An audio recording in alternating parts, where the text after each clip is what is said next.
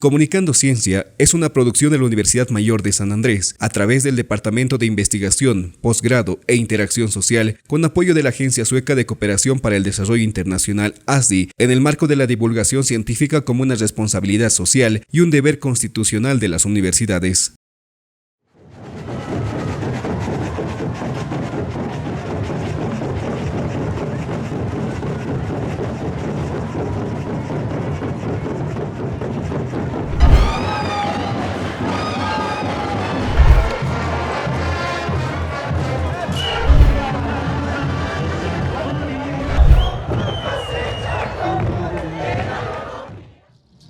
Anualmente, la comunidad universitaria de la Universidad Mayor de San Andrés, de distintas procedencias formativas y sociales, se apropia de las calles del centro de la ciudad de La Paz con motivo de la entrada universitaria para conmemorar la autonomía universitaria, proclamada el 25 de julio de 1930 y promulgada mediante decreto ley del 27 de noviembre del mismo año.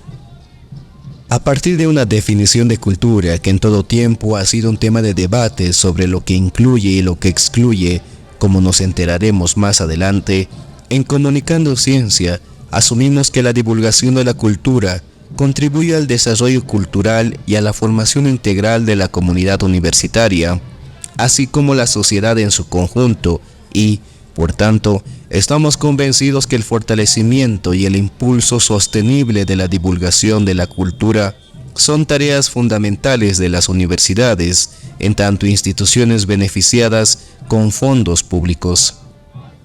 En el análisis, coincidimos que la ciencia y la tecnología son parte de la cultura, y hablar de cultura pasa indefectiblemente por hablar de ciencia y tecnología.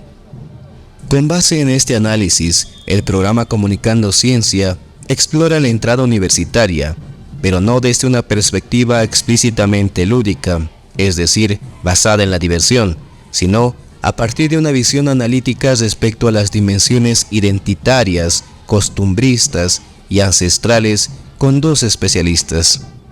Fernando Cajías, historiador, docente de la Facultad de Humanidades y Ciencias de la Educación de la Universidad Mayor de San Andrés desde 1976 en las materias de cultura boliviana, patrimonio en Bolivia y gestión del patrimonio, y Milton Eizaguirre Morales, jefe de la unidad de extensión del Museo de Etnografía y Folclore, especialista en antropología, danza, arte plumario y cerámica, con doctorando de estudios disciplinares y maestría en antropología y licenciatura en ciencias de la comunicación.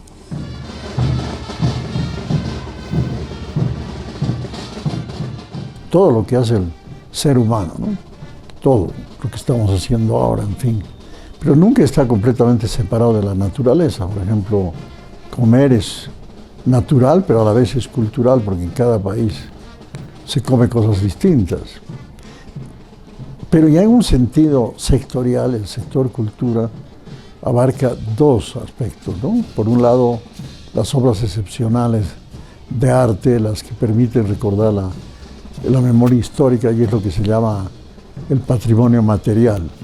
Pero también, y sobre todo en los últimos 50 años, se incorpora el concepto de cultura más la cuestión antropológica, ¿no? Como los rasgos distintivos de un pueblo, que luego se ha denominado como patrimonio inmaterial, porque está sobre todo en la mente de los pueblos. Y ahí entra el idioma, entra la vestimenta, la religión, los usos y costumbres, y la fiesta, obviamente, con todos sus componentes, la danza, la coreografía, la indumentaria, etc. El concepto de cultura tiene más o menos, tenía 170 definiciones. Entonces es muy complicado hacer referencia a estos tipos de conceptos, pero lo fundamental, me voy a basar mucho en un autor estructuralista que es Humberto Eco. Él dice que la cultura es comunicación. Entonces todo lo que comunicamos, ya sea de forma verbal o sea forma no verbal, es decir, la comunicación corporal o por medio de diferentes elementos simbólicos, te genera este tipo de concepto, ¿no? Es decir, por eso a partir de la comida, por ejemplo, a partir de la forma de expresión, a partir de los gestos, a partir de la misma articulación de palabras, se transmite comunicación y ahí transmites todo un contenido de conocimientos de entornos sociales diferentes.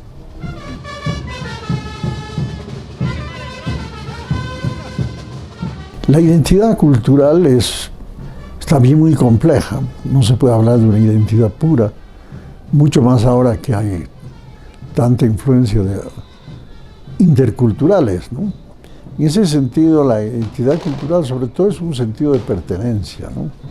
Es con lo que uno se identifica, los rasgos comunes que uno puede encontrar con respecto, por ejemplo, a una ciudad, la identidad paceña, o en relación a un grupo étnico, ¿no? La identidad aymara, o una región, la identidad camba, etc., ¿no? Entonces son sobre todo rasgos comunes culturales, pero sabemos que es muy compleja, ¿no? Nuestra propia ciudad tiene una identidad paceña, pero a la vez dentro de La Paz hay la identidad alteña, la identidad yungueña, la identidad aymara, la identidad mestiza, etc., ¿no? Entonces es complejo. La identidad boliviana, por ejemplo, tenemos un sentido de pertenencia, pero en muchas otras cosas somos muy diferentes, ¿no?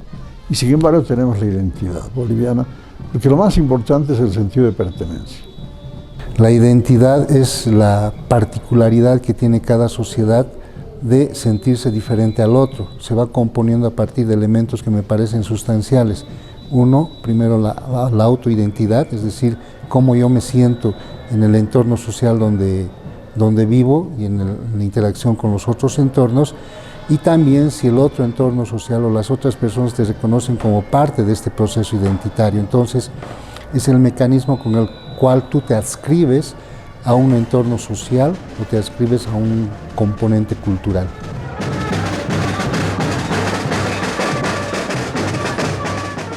Patrimonio es lo que una sociedad, pero también un Estado, el mundo científico, inclusive también el mundo económico, el mercado, consagra.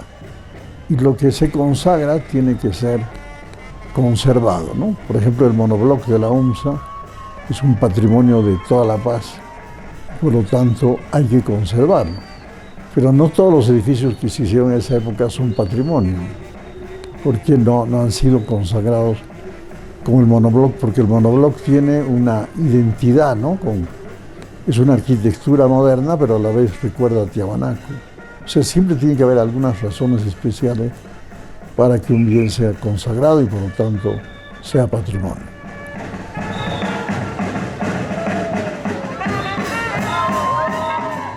Bueno, la entrada folclórica agrupa varias expresiones, ¿no?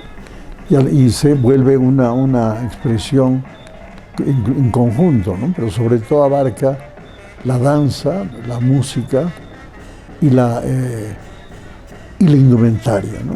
Como casi todas las entradas folclóricas, agrupa tres tipos de expresiones, pero también puede abarcar algunas otras entradas, poesía, abarcar arquitectura, pintura, etc.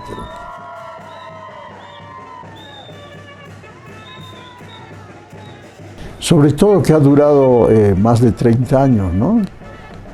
Ha habido expresiones culturales como festivales de teatro que desgraciadamente no han sobrevivido, ¿no? En cambio la entrada bien empezó con pocos grupos, se multiplicó y ahora hay que preguntarse qué carrera de la universidad no participa, ¿no? Son muy pocas las que no participan, que mejor no voy a decir cuáles, no entrar en conflicto, ¿no? Pero además tienen sus razones, por supuesto. Pero la gran mayoría participa y esto produce una identidad no solamente con respecto a Bolivia, sino también con las carreras. Hay carreras que bailan una misma danza ya durante años, ¿no? Entonces, como que se identifican con ese baile, pero a la vez con la región donde se baila. Entonces es muy interesante el cómo refuerza la identidad, ¿no? La folclorización, una definición muy grande, es el saber del pueblo. Pero lamentablemente este saber del pueblo en algunos entornos se ha convertido más o menos en la interpretación que tú tienes de lo que realmente es un hecho o una expresión cultural. Por ejemplo, cuando nosotros bailamos una danza X, por decir diablado, morenado o tinku, la bailamos solamente por bailarla, considerando los personajes que están presentes en estas danzas, considerando los ritmos.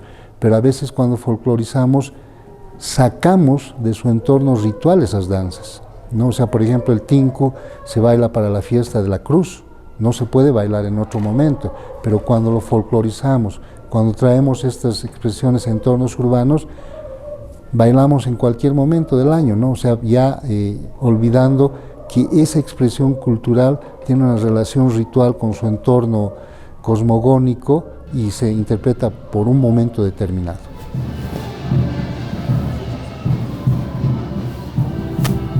Hablando de la expresión, por ejemplo, de la entrada universitaria, es fundamental, ¿no? Porque como todos sabemos, hoy por hoy la globalización nos influye de una manera muy fuerte y la universidad no escapa de eso, ¿no?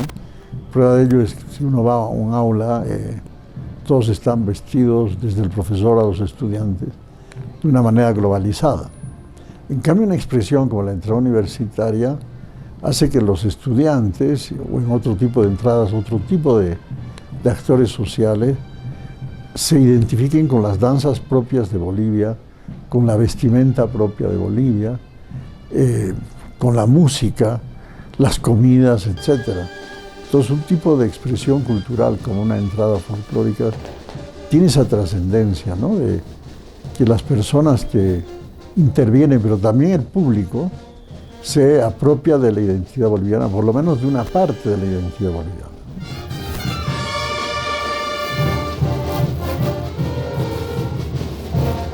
Que hay que tener en cuenta dos elementos que me parecen fundamentales: el convivir en un entorno urbano y convivir en un entorno rural.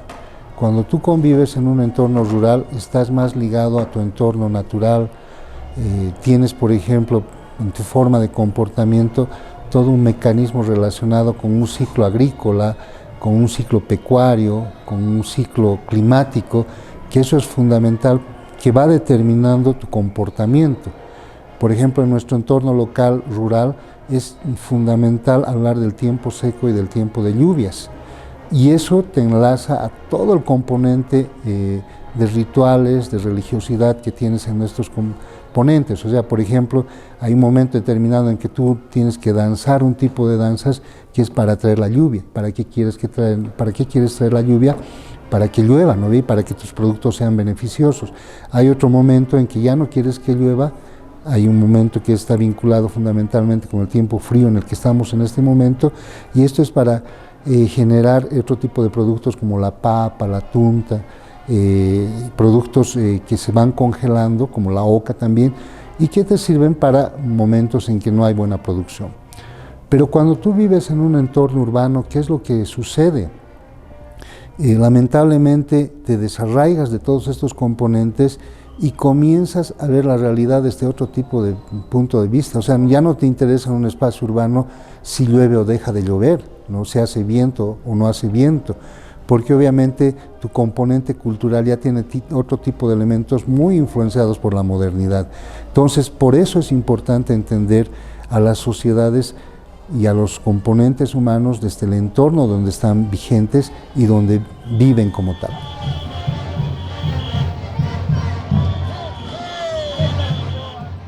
Entonces, yo, siguiendo a Javier Albó, que estudió el Gran Poder, y mi propia experiencia, ya varios años que estudio la fiesta en general de Bolivia, y a teóricos de otros países, es clarísimo que no hay que ver a una fiesta solo por un lenguaje, ¿no? En general hablamos de fiesta y se piensa en la parte lúdica, ¿no? En la diversión, etc. Y hay que ver los otros lenguajes. En Bolivia a veces vemos exclusivamente la parte religiosa, que es un motor, ¿no?, de muchas entradas folclóricas. Pero hay otras fiestas que evocan otras cosas, ¿no? En el caso de la entrada universitaria no es religiosa, pero tiene sí un lenguaje de evocación, porque evocamos la autonomía universitaria y muchas veces en los carteles que se lleva cada año hay un mensaje de una línea, ¿no?, política de ese año. Pero sobre todo evocamos la autonomía universitaria. El 16 de julio evocamos un hecho político, ¿no? En cambio, el Gran Poder, un hecho religioso. Y luego hay un lenguaje, todas estas fiestas tienen un gran lenguaje artístico, son una obra de arte efímera que desaparece en el momento que ya termina, ¿no?, la entrada. Quedan fotografías, etcétera, pero permanece en la mente, y tanto es así que se vuelve a aparecer el siguiente año, ¿no? Entonces es un arte porque ahí está danza, música, indumentaria.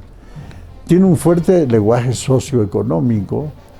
Por ejemplo, el Gran Poder, sabemos que esa fiesta mueve millones, pero sobre todo porque detrás hay gremios muy fuertes, ¿no?, de transportistas, comerciantes, que participan. Y también en la universidad hay que estudiar el lenguaje socioeconómico, ¿no? No es lo mismo los de filosofía que bailan cantus que los de administración de empresas que bailan morenada, ¿no?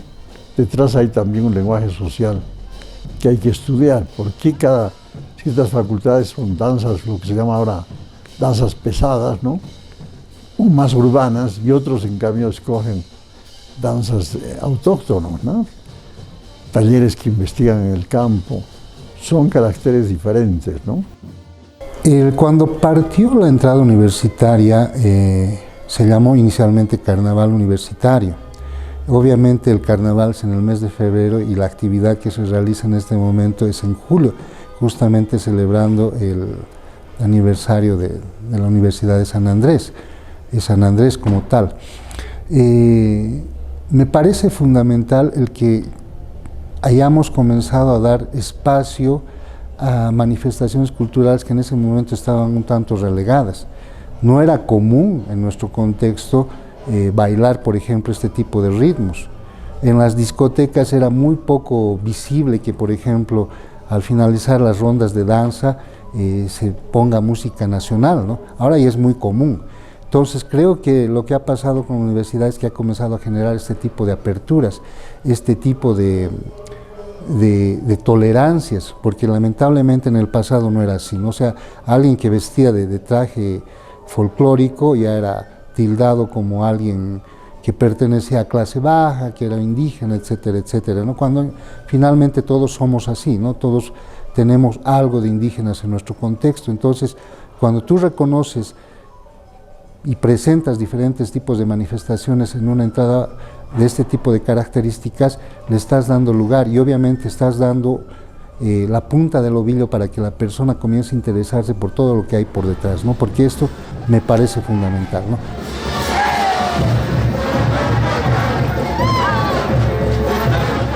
Tenemos a gente y a grupos, a fraternidades, que lo que hacen es rescatar las danzas por la danza. Y esto está bien, ¿no? Es una parte primordial de una expresión cultural.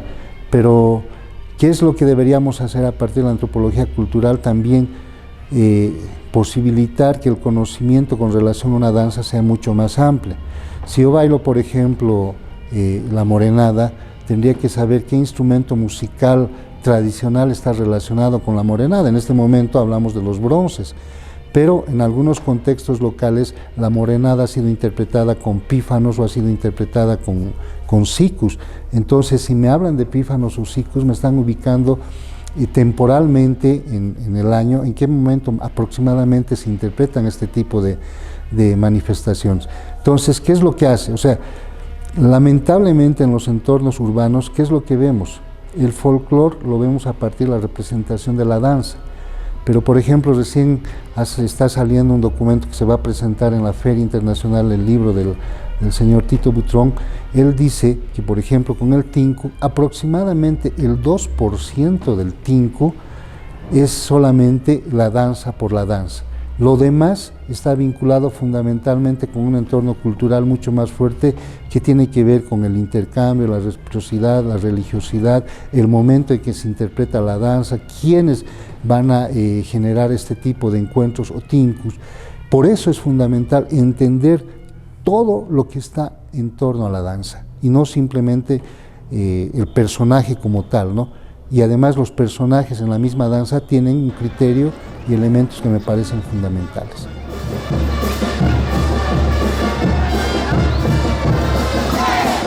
Tiene por un lado los creadores, ¿no? Los que producen cultura, los poetas, los recreadores son los que adaptan. En realidad la universidad es recreadora de la danza. El tingo que aquí se baila no es el mismo que se baila en el norte de Potosí, recreamos. Están los intérpretes, esa es una parte, ¿no? Pero ahora hay la otra parte que es el gestor cultural, lo que ustedes decían, ¿no? Cómo contribuye al desarrollo. Y hoy por hoy hay amplia gama que se llama industrias culturales y creativas, que son las editoriales, las disqueras, la radio, la televisión. Todo eso es una parte importantísima. ¿Y quién hace eso? Ya no el creador, sobre todo hace el gestor cultural, que ahora ya es una profesión. Todavía nuestra universidad no es una profesión, pero ya hay una maestría en historia, en arquitectura, en turismo sobre gestión cultural. Ojalá se multiplique, ¿no? Y en Bolivia tenemos mucha creación, pero muy poca industria cultural. Mientras en otros países es uno de sus 5 ingresos, y ahora ustedes saben que eso se llama economía naranja. Y la cultura, economía naranja es todos los ingresos que produce la cultura. Ya sabemos en Estados Unidos la televisión, el cine, todo lo que da, ¿no? Y en Bolivia podría dar mucho más. Felizmente ya se habla de ese tema, pero estamos todavía bastante marginados. Y luego viene la investigación, ¿no? La investigación cultural, los observatorios culturales. Bueno, han dicho que ya la Dirección de Arte y Cultura va a armar un observatorio cultural, ojalá, ¿no? Porque precisamente nos falta a veces datos cuantitativos, realmente verificados, ¿no? Se habla 9 millones, pero ¿dónde? Bueno, ¿qué millones? ¿Dónde? ¿Quién? ¿De dónde viene todo eso, no? Es cierto que se dinamiza la economía, pero algunos sectores sí tienen más investigación de la producción de libros, por ejemplo, porque está en el INE, o el cine, están las entradas de cine, ahí se puede verificar, los museos, ¿no? Pero ¿cuál es la situación del artista? ¿Cuál es la situación de, por ejemplo, toda la música que producen las comunidades y no tienen autor conocido, ¿no? Es decir, allí estamos, la verdad, un poco retrasados en Bolivia en general, ¿no? Por eso esto de que se obligue la investigación en la entrada universitaria es un gran avance, pero aún así, si no se difunde en libros, si no se discute,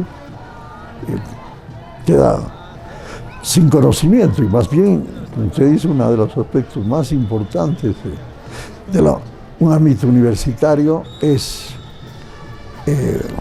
no solamente reproducir el conocimiento, sino crear nuevos conocimientos.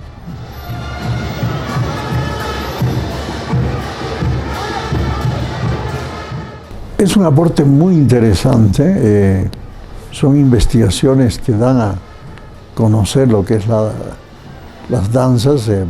Cada año es obligatorio que cada fraternidad haga un aporte, pero habría que, bueno, y ustedes como DIFGIS, pensar, ¿no? en analizar, porque algunas, no falta como los trabajos prácticos, ¿no? Algunas que pueden ser simplemente sacados del internet, etc. Pero otros que son de mucha investigación, ¿no? Hay grupos de tincus que van al norte de Potosí, grupos de morenadas, que no voy a decir nombres para no olvidarme, que tienen investigaciones muy importantes, ¿no? Entonces, más bien creo que todas estas monografías no deben quedarse en los anaqueles, ¿no? Sino que se dé lugar a una investigación más fuerte sobre las danzas, sobre también lo que significa todo lo que ustedes están realizando, ¿no? Todo lo que significa esta entrada ya dentro de la universidad y lo que es parte de una investigación cultural, ¿no? Entonces todo esto es, el aporte por lo tanto es muy importante, pero podría ser mucho más importante si se escoge lo que ya está maduro y se publica, ¿no? Como un aporte de la universidad a toda la sociedad. Más aún cuando estamos viviendo la apropiación indebida de nuestras danzas. Parece fundamental que se hagan este tipo de investigaciones. Lo que sí es que deberían hacer más investigación de campo. O sea, normalmente, ¿qué es lo que sucede? A veces consultamos documentos que se han trabajado con anterioridad o accedemos al Internet como fuente de información. No nos olvidemos que estas fuentes son fuente de información secundaria. La información primaria está en el área rural. Por eso, si yo quiero trabajar, por ejemplo, alguna manifestación folclórica como la cuyahuada, o quiero trabajar con los mineritos, los pacochis, la sicuriada, etcétera, debería remontarme a los espacios rurales o espacios periurbanos donde todavía perviven el conocimiento de este tipo de manifestaciones. O sea, sí es un buen aporte hacer las monografías, pero las especificidades técnicas con relación a plantear un proyecto de investigación y llevarlo adelante debería ser un poco más exigente en este sentido. Algunas de las representaciones de danzas en la universidad han trabajado muy seriamente. Algún momento habíamos propuesto a la universidad que las buenas monografías que tengan trabajo de primera fuente sean publicadas, porque este es un aporte, ¿no? Donde no hayan plagios, no hayan tergiversaciones de la danza como tal, ¿no? A partir de un buen manejo de investigación y un manejo editorial.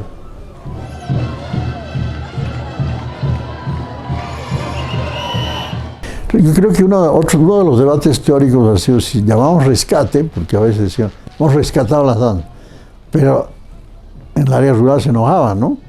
Porque ¿cómo nos han rescatado si seguimos nosotros bailando? Entonces creo que el término correcto es que la entrada contribuye a hacerlas visibles en la ciudad. Pero son danzas que existen a veces hace siglos, ¿no? Solo que no son conocidas, ¿no?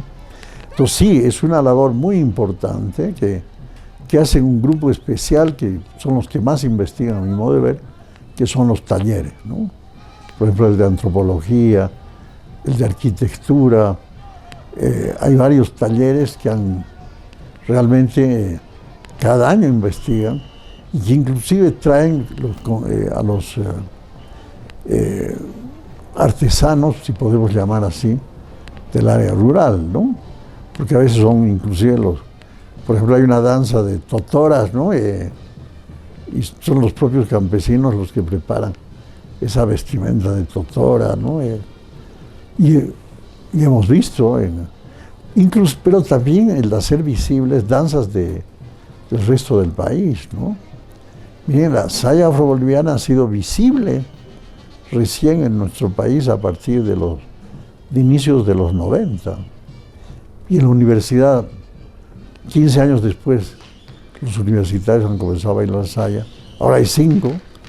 Y entonces contribuye a investigar, porque eso ha originado en las carreras donde se baila, sobre todo en turismo, que hagan tesis sobre la saya, ¿no?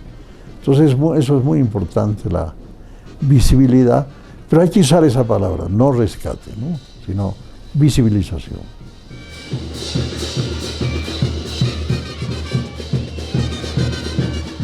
Sí, nuestro patrimonio es muy riquísimo. Solamente en el departamento de La Paz se bailan aproximadamente 102 danzas y en nuestro país se dice que se baila aproximadamente como 500 danzas. Hay que seguir trabajando en este tema, pero lo fundamental en este contexto es que hay visibilización, ¿no? O sea, algo fundamental de la entrada folclórica de la universidad es que ellos piden que solamente se inscriban 5 danzas de un mismo tipo, ¿no? O sea, hay morenada, hay 5 cuyahuas, hay 5 caporales, 5 tobas, etcétera, etcétera. Esto permite generar una mayor dinámica, no es como otras entradas folclóricas, donde lamentablemente, ¿qué es lo que sucede? Pueden haber más de 10, 12 danzas del mismo tipo, entonces eso no nutre la calidad de información. Además hay que valorar aquellas danzas que están lamentablemente en proceso de desaparición. De estas 500 danzas, lamentablemente en nuestro país y en nuestro departamento están desapareciendo muchas, porque a los jóvenes lo que les interesa a veces es bailar solamente morenada, caporal, cuyagua, tinku, el salay y algunas otras que lamentablemente están generando un proceso de etnocidio de nuestras danzas. Entonces, cuando la universidad presenta nuevas alternativas con otro tipo de danzas, obviamente te está permitiendo visualizar que el componente cultural es mucho más amplio en nuestro contexto.